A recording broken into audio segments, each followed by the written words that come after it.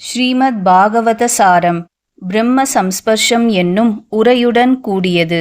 உரையாசிரியர் அண்ணா. பதிபகம் ஸ்ரீ ராமகிருஷ்ண மடம். 6வது ஸ்கந்தம். இந்த ஸ்கந்தத்தில் போஷணம் என்னும் பக்த ரக்ஷணமாகிய பாகவதத்தின் 4வது லக்ஷணம் விளக்கப்படுகிறது. முதலில் அஜாமில உபாக்கியானம். ஸ்ரீ சுகர் கூறியது, ஒருவன் மனதாலும் வாக்காலும் கைகளாலும் செய்த பாவத்திற்கு தக்க முறையில் இங்கேயே பிராயச்சித்தத்தை செய்யாமற் போனால் கொடிய வேதனைகளை விளைக்கும் நரகங்கள் எவற்றை பற்றி உனக்கு கூறினேனோ அவற்றை அவன் இறந்த பின் அடைவது நிச்சயம். ஆகையால் நோயின் நிதானத்தை அறிந்த வைத்தியன் எங்கனம் சிகிச்சை செய்வானோ அங்கனம் இங்கேயே மரணம் வருவதற்கு முன் விபத்தில்லாத போதே மனதை அடக்கி தோஷத்தின் வலிமையையும் எளிமையையும் ஆராய்ந்து பாவத்தை போக்குவதில் சீக்கிரமாக முயற்சி செய்ய வேண்டும். காலன் வருமுன்னே கண்பஞ்சடை முன்னே பாலுன் கடைவாய் படுமுன்னே மேல் விழுந்தே உற்றார் அழுமுன்னே ஊரார் சுடுமுன்னே குற்றாலத்தானையே கூறு. இது பட்டினத்தார் வாக்கு.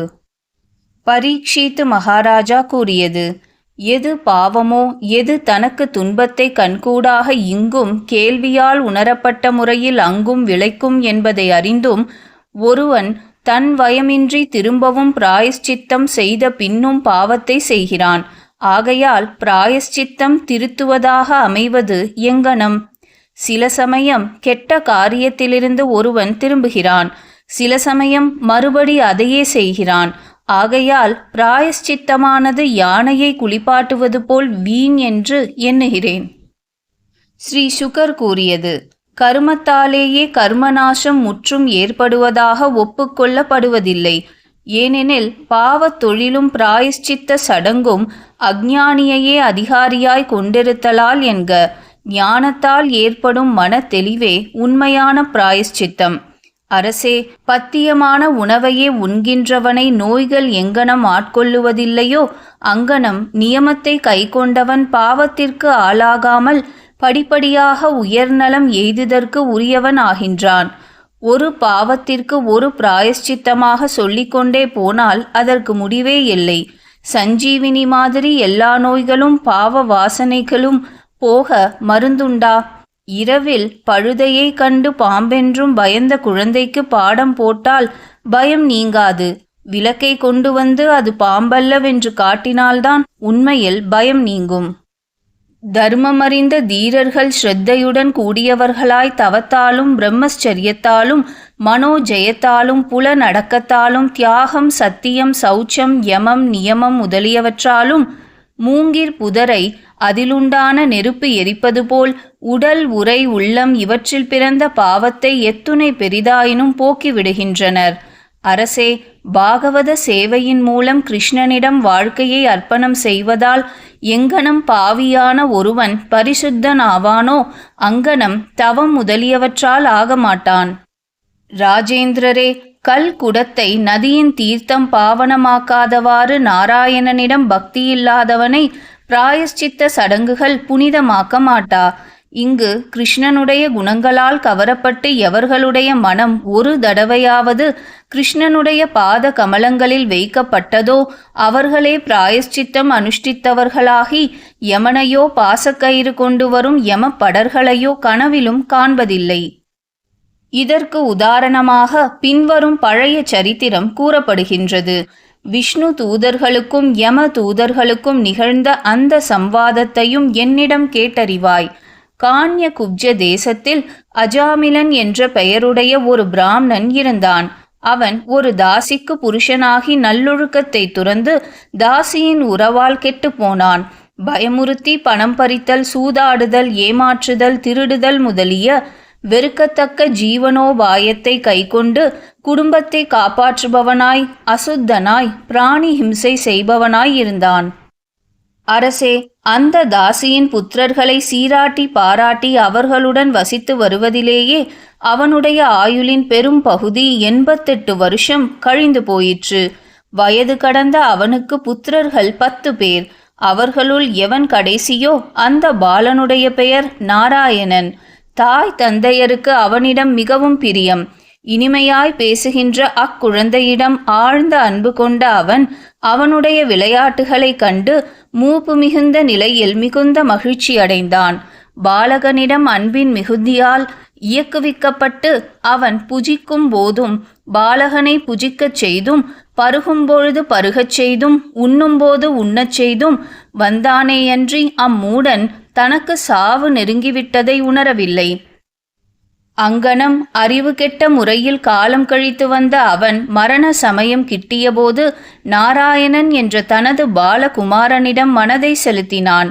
பாசத்தை கையிற்கொண்டு வக்ர முகத்துடனும் குத்திட்ட ரோமத்துடனும் மிகவும் கடுமையாய் காணப்பட்ட 3 புருஷர்கள் தன்னை கொண்டு போக வந்திருப்பதைக் கண்டு தொலைவில் விளையாடி கொண்டிருந்த நாராயணன் என்ற தன் மகனை பொறிகள் கலக்கமடைந்து உரத்த குரலில் கூவி அழைத்தான். அரசே, மரிக்கும் பொழுது அங்கனம் அவன் ஹரியின் நாமத்தை சொல்ல விஷ்ணு பாரிஷதர்கள் தங்கள் எஜமானரின் பெயரை கேட்டு அங்கு விரைந்து வந்தனர். தாசியின் பதியான அஜாமிலனை அவனுடைய சூக்ஷ்ம சரீரத்தை அவனுடைய ஹிருதயத்துள்ளிருந்து இழுக்கின்ற யம தூதர்களை விஷ்ணு தூதர்கள் தமது சக்தியால் தடுத்தனர். குறிப்பு: நம்பி பிம்பி என்று நாட்டு மானிட பேரிட்டால் நம்பும் பிம்புமெல்லாம் 4 நாளில் மழுங்கிப்போம். செம்பெருந் தாமரை கண்ணன் பேரிட்டழைத்தக்கால் நம்பிகால் நாரணந்தம் அன்னை நரகம் புகாள். இது பெரியாழ்வார் வாக்கு. தடுக்கப்பட்ட அந்த யமதூதர்கள் அவர்களை பார்த்து, தர்மராஜனுடைய கட்டளையை தடுக்கின்ற நீங்கள் யார் என்று கேட்டனர். விஷ்ணு தூதர்கள் கூறியது: நீங்கள் தர்மராஜனுடைய கட்டளையை செலுத்துபவர்கள் எனின் தர்மத்தின் தத்துவத்தையும் தர்மத்தின் லட்சணத்தையும் எங்களுக்கு கூறுங்கள். தண்டனை எங்கனம் விதிக்கப்படுகிறது? அதற்குரியதாய் கருதப்பட்ட இடம் எது? எச்செயலை செய்தவர்கள் தண்டனைக்குரியவர்கள்? எல்லோருமே தண்டிக்கத்தக்கவர்களா அல்லது மனிதர்களில் சிலர் மட்டுமா?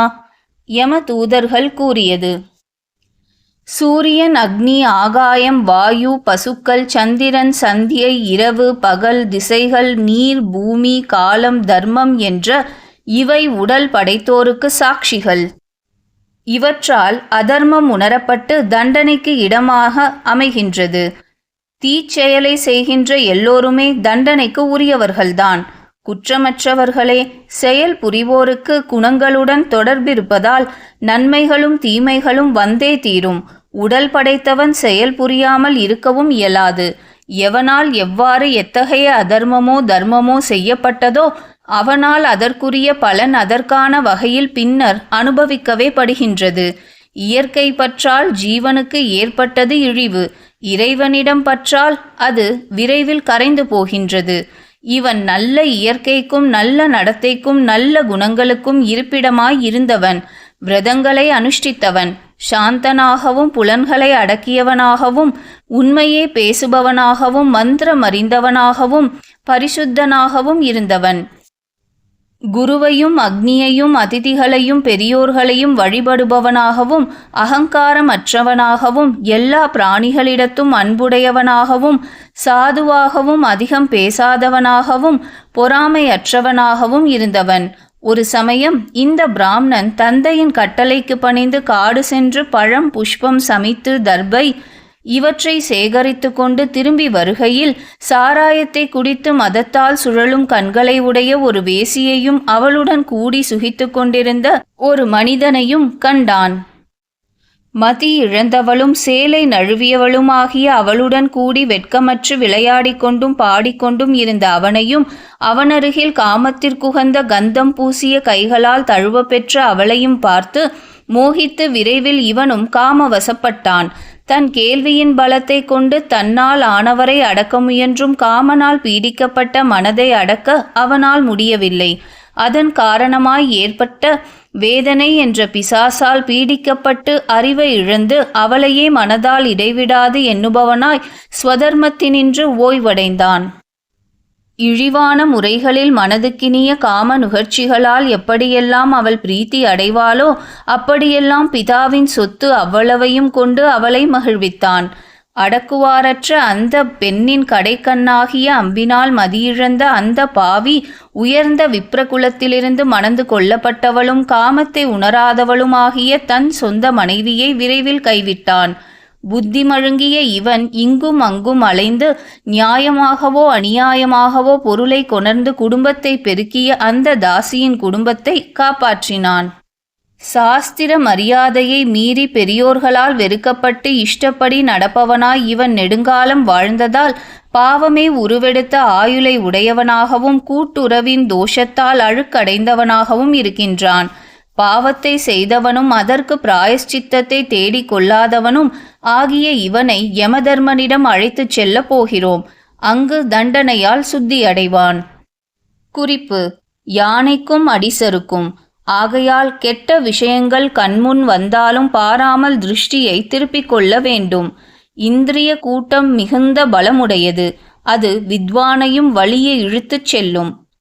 அர்ஜுனன் கூறியது: விருப்பமில்லாதவனாயினும் எதனால் ஏவப்பட்டு பலாத்காரமாய் புகுத்தப்பட்டவன் போல் ஒரு மனிதன் பாவத்தை செய்கிறான். பகவான் கூறியது: இந்த காமம், இந்த கோபம் ரஜோகுணத்தில் உதித்தது. பெருந்தீனி வேண்டுவது, கொடிய பாவத்தை விளைப்பது. இவ்வுலகில் இதை சத்ருவாக அறிவாய். இது கீதாச்சாரியன் வாக்கு. யமனுக்கும் காமனுக்கும் விசாரிக்குமிடத்து மிகுந்த தாரதமியம் உண்டு. யமன் பிரியமற்றவனைப் போலிருந்து இவனுக்கு நன்மையை செய்கின்றான். காமன் பிரியமுள்ளவனைப் போலிருந்து தீமையை செய்கின்றான். இது ஆதிசங்கராச்சாரிய பகவத்பாதர் வாக்கு. இந்த வீழ்ச்சியிலிருந்து விழிப்படையும் முன் அஜாமிலனுடைய ஆயுளே முடிந்துவிட்டது. என்றாலும் பூர்வ புண்ணியம் சாகும் தருவாயில் உதவ காத்து கொண்டிருந்தது. ஸ்ரீ சுகர் கூறியது: அரசே, நியாயமறிந்த அந்த பகவத் பாரிஷதர்கள் யமதூதர்கள் கூறியதை நன்றாக மனதில் வாங்கிக் கொண்டு பின்னர் பதில் கூறத் தொடங்கினர். விஷ்ணு தூதர்கள் கூறியது: பாவம் செய்த எல்லோருக்குமே விஷ்ணுவின் நாமத்தை உச்சரித்தலாகிய இதுவே சிறந்த பிராயஷ்சித்தம். அதனால் பகவானை பற்றிய எண்ணம் அவனை அறியாமல் அவன் மனதில் ஏற்படுகின்றது. பிராயஷ்சித்தம் செய்த பின்னும் மனம் கெட்ட வழியில் செல்லுமாயின் அந்த பிராயஷ்சித்தம் முழு பயன் அளிப்பது ஆகாது. பாவச் செயல்களின் வாசனையும் அறவே ஒழிக்க விரும்புவோருக்கு ஹரியின் குணங்களை பேசுவதுதான் சித்த சுத்தியை தருவதாகும். இவன் இறக்கும் தருவாயில் பகவானுடைய நாமத்தை நன்றாக உச்சரித்தமையால் எல்லா பாவங்களுக்கும் பிராயஷ்சித்தம் செய்தவன் ஆகிவிட்டான். ஆகையால் இவனை நீங்கள் கொண்டு போகாதீர்கள். வேறு எண்ணத்தை குறிப்பிடவோ பரிகாசமாகவோ பாட்டின் ஆலோபனத்தினாலோ அவமதிப்பாகவோ கூட பரம பாவனமான நாம உச்சாரணம் செய்யப்பட்டால் அது எல்லா பாவங்களையும் போக்கும் என்று பெரியோர் அறிகின்றனர். விழுந்தாலும் இடறினாலும் முறிபட்டாலும் கடிபட்டாலும் எரிக்கப்பட்டாலும் அடிக்கப்பட்டாலும் தன் பயமின்றி ஹரி என்று ஒரு புருஷன் கூறுவானாயின் அவன் யமதண்டனைக்கு உரியவன் ஆகான். குறிப்பு: ஒருவன் குஷ்டரோகி பிராணனை விட எண்ணினான். எதிரே ஒருவர் அமிர்தம் கொண்டு வந்தார். என்ன என்றான். விஷம் என்றார். சாப்பிட்டு விட்டான். வியாதி போய்விட்டது. ஏன் சாப்பிட்டீர்? ஏன் விஷம் என்று சொன்னீர்? தெரியாமல் சாப்பிட்டாலும் வியாதியை அமிர்தம் போக்கினது போல் பகவன் நாமமும் பாவத்தை போக்குவதாகும். சொன்னால் பாவம் போகும். ஆனால் சொல்லுவதற்கு புண்ணியம் வேண்டும். ராமா என்று சொல் என்று ஒரு நோயாளியிடம் ஒரு நண்பர் கூறினார். நோயாளி முடிந்தால் சொல்ல மாட்டேனா என்றான். அந்த நண்பர் ராமா என்று ஒரு தரம் சொல்லேன் என்றார். நோயாளி என் கழுத்தை அறுக்காதே என்று கூறினான். இத்தனை பேசுபவனுக்கு ராமா என்று சொல்ல வராதது அவன் செய்த பாவம். அஜாமிலனுக்கு இடையில் பாவம் ஏற்பட்டிருந்தாலும் பூர்வ புண்ணியம் இருந்ததால் பகவானுடைய நாமத்தை சொல்லும் பாகியம் கிட்டிற்று. கோயிலில் பான வேடிக்கை பார்க்க போய் பகவானை தரிசித்தாலும் புண்ணியம் உண்டு. குறிப்பு: துஞ்சும் போதழை மீன் துயர்வரில் நினைமீன் துயரிலீர் சொல்லிலும் நன்றாம் நஞ்சுதான் கண்டீர் நம்முடை வினைக்கு நாராயணா என்னும் நாமம். இது திருமங்கையாழ்வார் வாக்கு. பெரிதும் சிறிதுமான பாவங்களுக்கு பெரிதும் சிறிதுமான பிராயஷ்சித்தங்கள் தரமறிந்து மகரிஷிகளால் விதிக்கப்பட்டு உள்ளன. தவம், தானம், ஜபம் முதலியவற்றால் அந்தந்த பாவங்கள் நசிக்கின்றன. அதர்மத்தினால் ஹிருதயத்தில் உண்டான வாசனை நசிப்பதில்லை. பகவானுடைய பாத சேவையால் பாவத்துடன் கூட வாசனையும் நசித்து போகின்றது.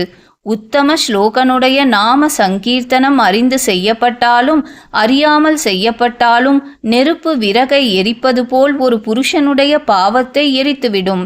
சிறந்த வீரியமுள்ள மருந்து தானாக கிடைக்கப்பெற்று அதன் பெருமையை அறியாமல் ஒருவன் உண்டாலும் அது எப்படி தன் குணத்தை காட்டுமோ அப்படியே பகவன் நாம மந்திரமும் செய்யும் என்று பெரியோர்களால் கூறப்பட்டு உள்ளது. ஸ்ரீ சுகர் கூறியது: அரசே, அவர்கள் இங்கனம் பாகவத தர்மத்தை செவ்வனே விளக்கி கூறி அந்த பிராமணனை யம பாசத்தினின்று விடுவித்து மரணத்தினின்றும் காத்தனர். குலம் தரும் செல்வம் தந்திடும் அடியார்படு துயராயின எல்லாம் நிலந்தரஞ்செய்யும் நீள் விசும்பருளும் அருளோடு பெருநிலம் அளிக்கும் வளந்தரும் மற்றும் தந்திடும் பெற்ற தாயினுமாயின செய்யும் நலந்தரும் சொல்லை நான் கண்டு கொண்டேன் நாராயணாவென்னும் நாமம். இது திருமங்கையாழ்வார் வாக்கு. சத்ருக்களை அடக்கியவரே, இவ்விதம் மறுமொழி கூறப்பட்ட யமதூதர்கள் யமலோகம் சென்று யம தர்மராஜனிடம் எல்லாவற்றையும் உள்ளபடி தெரிவித்தனர். யம பாசத்தினின்று விடுதலை பெற்ற பிராமணன் பயம் நீங்கியவனாய் தன்னியற்கை நிலையடைந்து விஷ்ணு தூதர்களை தரிசித்த பேருவகையால் அவர்களை சிரசால் வணங்கினான். பாவமற்றவரே, மகா புருஷரின் அடியார்கள் அவன் ஏதோ சொல்ல விரும்பியதை அறிந்து விரைவில் அவன் பார்த்து கொண்டிருக்கும் போதே அங்கேயே மறைந்தனர்.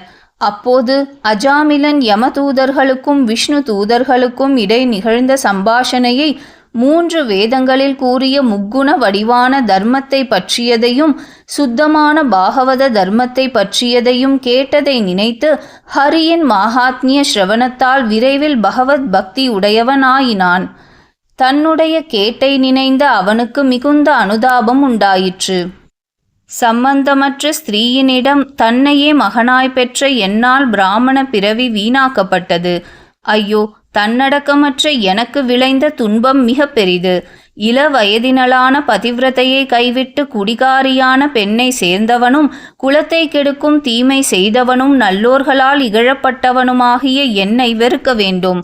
வயது சென்றவர்களும் கதியற்றவர்களும் வேறு உறவினர் இல்லாதவர்களும் தவத்தில் நிற்பவர்களுமாகிய தாய் தந்தையர் நன்றி கெட்டவனும் இழிவானவனுமாகிய என்னால் ஐயோ அப்போதே விடப்பட்டனர். தர்மத்தை கொன்றவர்களும் காமத்தின் வயப்பட்டவர்களும் எங்கு சென்று யமதண்டனைகளுக்கு உள்ளாகின்றார்களோ அந்த கொடிய நரகத்தில் நான் விழுவது நிச்சயம். இங்கு இப்பொழுது கண்ணார கண்ட அற்புதம் கனவா? கயிற்றை கையில் கொண்டு என்னை இழுத்தவர்கள் இப்பொழுது எங்கு சென்றனர்? பிறகு கயிற்றால் பிணித்து பூமிக்கு கீழ் எங்கோ கொண்டு போகப்பட்ட என்னை விடுவித்தவர்களும் காட்சிக்கு இனியவர்களுமான சித்தர்கள் 4 எங்கு சென்றனர்? பாவியாகிய எனக்கும் என் மனதை தெளிவிக்கும் தேவ சிரேஷ்டர்களின் தரிசனம் கிட்டுவதற்கு ஏதோ பூர்வ புண்ணியம் இருந்திருக்க வேண்டும். இல்லாவிடின் சாகும் தருவாயிலுள்ளவனும் அசுத்தனும் வேறு பெண்ணின் பதியுமான என்னுடைய நாவானது மனதுக்கினிய பகவன் நாமத்தை உச்சரிக்க எங்கனம் தகுதியுடையதாகும்? சூதாடியும் பாவியும் பிராமண தர்மத்தை கொன்றவனும் வெட்கங்கெட்டவனுமான நான் எங்கே? நாராயணா என்னும் பரம மங்களமான பகவன் நாமம் எங்கே? இனி எங்கனம் செய்தால் மீண்டும் ஆத்மாவை காரிருளில் மூழ்காமல் காக்கலாமோ அங்கனம் மனத்தையும் இந்திரியங்களையும் பிராணனையும் அடக்க முயற்சி செய்ய போகிறேன். அறிவின்மையாலும் காமத்தாலும் அதை தொடர்ந்த கர்மத்தின் விளைவாலும் உண்டான இத்தலையை தகர்த்து எவ்வுயிருக்கும் நன்மையை நாடுபவனாகவும் சாந்தனாகவும் நண்பனாகவும் கருணை காட்டுபவனாகவும் தன்னடக்கம் உடையவனாகவும் இருந்து கொண்டு இதுவரை ஒரு விளையாட்டு மிருகத்தைப் போல எந்த பெண் வடிவு கொண்ட ஆத்ம மாயையால் ஆட்டி வைக்கப்பட்டேனோ, எந்த மாயையால் விழுங்கப்பட்டேனோ அந்த மாயையினின்று இழிந்தவனாகிய நான் என்னை விடுவித்து கொள்ளப் போகிறேன். பொய்யை மெய்யென கருதி கெட்ட நான் இனி உடலை நான் என்றும் என்னுடையது என்றும் எண்ணுவதை விட்டு அவனுடைய நாம கீர்த்தனாதிகளால் பரிசுத்தமான மனத்தை பகவானிடம் அர்ப்பணம் செய்ய போகிறேன். குறிப்பு: ஒரு பிராமணன் சாகும் காலம் பகவன் நாமமே சொல்ல மாட்டார். சிநேகிதர் ஒருவர் அவரை சொல்ல வைக்க வேண்டுமென்று வந்தார். உம் பிள்ளைகள் எத்தனை பேர்? 3 பேர். 2 பேர் பகவன் நாமம் இல்லை, அவைகளை சொல்லிவிட்டார், சுக்கு மக்கு என்று. 3வது பெயர் கிருஷ்ணன். அவனை நண்பர் கூப்பிட்டு, இவன் யார் என்றார். இவன்தான் கடைசி பிள்ளை என்றார். பிராணன் போய்விட்டது. அந்த பேரை சொல்ல புண்ணியம் இல்லை. முக்குண வடிவான என் மாயை தெய்வ பக்தி வாய்ந்தது, தாண்டுதற்கு அரியது. எவர்கள் என்னை சரணடைகின்றார்களோ அவர்கள் இந்த மாயையை தாண்டுகிறார்கள். தீயொழுக்கம் மிக்கவனும் கூட வேறொரு நாட்டமின்றி என்னை போற்றுவானெனில் அவன் நன்னடக்கை உள்ளவன் என்றே கருதற்கு உரியவன். அவன் நன்றாக நிச்சயித்தவன் ஆதலின் விரைவில் தர்ம சிந்தை உடையவனாகின்றான், அழியாத சாந்தியை அடைகின்றான். குந்தி புத்திரனே, என்னுடைய பக்தன் நாசமடைய மாட்டான் என்று உண்மையில் உணர்ந்து உலகுக்கு உரைப்பாய். இது கீதாச்சாரியன் வாக்கு. ஸ்ரீ சுகர் கூறியது: இங்கனம் அவன் ஒரு கண நேரம் சாது சங்கம் கிட்டியதால் திட வைராகியம் உண்டாகியவனாகி எல்லா தலைகளினின்றும் விடுபட்டு கங்கா துவாரத்தை அடைந்தான். அங்கு தேவாலயத்தில் அமர்ந்து யோகத்தை கைக்கொண்டு இந்திரிய கூட்டத்தை வசப்படுத்தி மனதை பரமாத்மாவிடம் வைத்தான். பிறகு ஆத்ம சிந்தனையால் புத்தியை முக்குணமயமான விஷயங்களினின்று பிரித்து தன்னுள்ளேயே பிரம்மானுபவ ரூபமாய் விளங்கும் பகவத் ஸ்வரூபத்தில் லயிக்கச் செய்தான். அந்த தரிசனத்திற்கு பிறகு உடலை புனிதமான கங்கையில் விட்டு பகவானுடைய பக்கத்தில் இருப்போரின் ஸ்வரூபத்தை அப்பொழுதே அடைந்தான். பரம புருஷனுடைய அடியார்களுடன் அந்த பிராமணன் ஆகாய மார்க்கமாக தங்க விமானத்திலேறி ஸ்ரீகாந்தனுடைய ஸ்தானமாகிய வைகுண்டத்தை அடைந்தான். எல்லா தர்மங்களை கைவிட்டவனும் தாசியின் பதியும் இழி தொழிலால் வீழ்ச்சியுற்றவனும் விரதங்களை கொன்றவனும் நரகத்தை நோக்கி உந்தப்பட்டவனுமாகிய அவன் பகவன் நாமத்தை உச்சரித்ததால் விரைவில் முக்தனானான். முக்தியை விரும்புவோரின் கர்ம தலையை போக்குவதற்கு பகவன் நாம கீர்த்தனத்தினும் சிறந்தது வேறொன்றும் கிடையாது. அதனால் மீண்டும் ரஜோகுண தமோ குணங்களால் கலங்கிய மனம் கர்மத்தில் பற்றடையாமல் பரிசுத்தமாகிறது.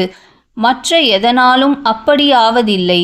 இங்கனம் பரம ரகசியமானதும் பாவத்தை போக்குவதுமான இந்த சரித்திரத்தை எவன் ஸ்ரத்தையுடன் கேட்பானோ, பக்தியுடன் பிறருக்கு எடுத்து உரைப்பானோ, அம்மனிதன் பாவியாயினும் ஒரு காலும் நரகம் புகான், யம கிங்கரர்களால் பார்க்கவும் படான், விஷ்ணு லோகத்தில் போற்றப்படுவான். புத்திரனுக்கு பெயராய் அமைந்த ஹரி நாமத்தை சாகும் தருவாயில் உச்சரித்து அஜாமிலனும் பரம பதத்தை அடைந்தானெனின் ஸ்ரத்தையுடன் நாம கீர்த்தனம் செய்பவர்களை பற்றி சொல்லவும் வேண்டுமா? அரசன் கூறியது. அஜாமிலனிடமிருந்து திரும்பிய தனது பணியாட்கள் கூறியதை கேட்டு யமதர்மராஜன் அவர்களுக்கு என்ன பதில் கூறினார்? ஸ்ரீ சுகர் கூறியது. ராஜன், பகவத் பாரிஷதர்களால் தங்கள் முயற்சி தடுக்கப்பெற்ற யம படர்கள் சம்யமணி புரத்தின் பதியும் தங்கள் நாயகனுமான யமதர்மராஜனிடம் பின்வருமாறு விஞ்ஞாபனம் செய்து கொண்டனர். யமதூதர்கள் கூறியது. பிரபுவே, புண்ணியம் பாவம் இவைகளின் கலப்பு என்ற 3 வகையான கர்மங்களை செய்யும் இந்த ஜீவலோகத்திற்கு கர்ம பலன்களை காட்டித்தரும் காரண புருஷர்களாயும் சிக்ஷிக்கும் அதிகாரிகளாயும் எத்தனை பேர் இருக்கிறார்கள்? தாங்கள் ஒருவரே என்றோ? ஜீவராசிகளுக்கும் அவர்களை ஆள்பவர்களுக்கும் அதீஸ்வரர். மனிதர்களின் புண்ணியத்தையும் பாவத்தையும் பகுத்துணர்ந்து சிக்ஷிப்பவரும் தண்டிப்பவரும் தாங்களே என்றோ? அப்படிப்பட்ட தங்களுடைய கட்டளை நிராகரிக்கப்பட்டு இப்பொழுது உலகில் செல்லவில்லை. அற்புதமான 4 சித்தர்களால் தங்களுடைய கட்டளை தடுக்கப்பட்டது. தங்கள் கட்டளைப்படி யாதனா கிரகத்திற்கு கடத்தி வரப்பட்ட பாவியை அவர்கள் பலாத்காரமாய் கட்டவிழ்த்து விடுவித்து விட்டனர். நாராயணா என்று சொல்லப்பட்டவுடன் பயப்படாதே என்று கூறிக்கொண்டு விரைவில் அவர்கள் வந்துவிட்டனர். அவர்கள் யாவர் என நாங்கள் அறியக்கூடும் என்று தாங்கள் கருதினால் அவர்களை பற்றி தங்களிடமிருந்து அறிய விரும்புகிறோம். யமன் கூறியது, எனக்கும் மேலான ஒருவன் உண்டு. அவனிடம் இச்சராச்சர பிரபஞ்சமனைத்தும் வஸ்திரத்தில் குறுக்கும் நெடுக்குமாக செல்லும் இழைகளைப் போல கோர்க்கப்பட்டுள்ளது. அவனுடைய அம்சத்தில் தோன்றியவர்களாலேயே இவ்வுலகின் சிருஷ்டி ஸ்திதியும் லயமும் ஏற்படுகின்றன. மூக்கணாங்கயிற்றால் வசப்படுத்தப்பட்ட காளையைப் போல் இவ்வுலகு அவன் வயப்பட்டே இயங்குகிறது. தர்மம் நேரில் பகவானால் ஏற்படுத்தப்பட்டது. அதை ரிஷிகளும் அறியார்கள், தேவர்களும் அறியார்கள், சித்தர் முதலியோரும் அறியார்கள். வித்யாதர சாரணர் முதலியோர்களோ அசுரர்களோ மனிதர்களோ எங்கனம் அறிவர்? தூதுவர்களே, பிரம்மா, நாரதர், மகாதேவர், சனத்குமாரர், கபிலர், மனு, பிரஹ்லாதர், ஜனகர், பீஷ்மர், பலி, சுகர், நாங்கள் 12 தர்மத்தை உணர்வோம். எதையறிந்தால் சாகா நிலை எய்தப்படுமோ அந்த பரிசுத்தமான தர்மம் இரகசியமானது, எளிதில் அறிய முடியாதது. அவனுடைய நாமோச்சாரணம் முதலியவற்றால் பகவானிடம் செய்யப்படும் பக்தி யோகமாகிய இதுவே இவ்வுலகில் மனிதருக்கு பரம தர்மமாக கூறப்பட்டுள்ளது. குறிப்பு: எந்த பரமாத்மாவுக்கு யமனும் ஊறுகாய் போன்றவனோ அந்த பரமாத்மாவை எவன் அறிவான்? இது கடோ உபனிஷத்தின் வாக்கு. அவனிடம் பயத்தாலேயே காற்றும் வீசுகிறது. இது தைத்ரியோ உபனிஷத் வாக்கு. புதல்வர்கால், ஹரி நாமோச்சாரண மாகாத்மியத்தை பார்த்தீர்களா? அஜாமிலனும் அல்லவா யமபாசத்தினின்று விடுபட்டான். தேவர்களும் சித்தர்களும் புகழ்பாடும் பவித்திரமான சரித்திரத்தை உடையவர்கள் சாதுக்களும் சமதர்ஷிகளும் பகவத் பக்தர்களுமே ஆவார்கள். அவர்கள் ஹரியின் கதாயுதத்தால் ரட்சிக்கப்படுகின்றனர். நீங்கள் அவர்களை அணுகாதீர்கள். அவர்களை சிக்ஷிக்க நாம் சக்தர்கள் அல்லோம். காலமும் சக்தி உடையது அன்று. ஸ்ரீ சுகர் கூறியது, குருவம்சத்தோனே, ஜெகன் மங்களமான விஷ்ணுவின் கீர்த்தனம் மகா பாதகங்களுக்கும் கூட முடிவான பிராயஷ்சித்தம் என்று அறிந்து கொள்வாய். ஸ்ரீ கிருஷ்ண சரணாரவிந்தங்களில் பெருகும் மதுவை பருகியவன் பாவத்தை பெருக்கும் மாயா குணங்களை விட்டு விலகிய பின் மீண்டும் அதில் களிப்புறான். அங்கனம் பக்தி இல்லாதவனோ எனின் காமத்தினால் கொல்லப்பட்டவனாய் தனது மனத்தழுக்கை கழுவிக்கொள்ள பிராயஷ்சித்த கருமத்தை தேடுவான். அதினின்று மீண்டும் அழுக்கே உண்டாகும். ராஜன்னு, இங்கனம் தமது நாயகனான யமதர்ம ராஜனால் உபதேசிக்கப்பட்ட பகவானுடைய மகிமையை நினைத்து நினைத்து ஆச்சரியம் அடைந்தவர்களாய் அந்த யம கிங்கரர்கள் அச்சுதனுடைய அடியார்களிடமிருந்து தமக்கு என்ன நேர்ந்துவிடுமோ என்று சங்கை கொண்டவர்களாய் மட்டுமல்லாமல் அவர்களை பார்ப்பதற்கும் அன்று முதல் அஞ்சுகின்றனர். இந்த இரகசியமான சரித்திரத்தை அகஸ்திய பகவான் மலைய பர்வதத்தில் ஹரியை பூஜித்து கொண்டிருக்கையில் எனக்கு கூறி அருளினார். இங்கனம் 12வது இதழாகிய அஜாமிலோ உபாக்கியானம் முற்றும்.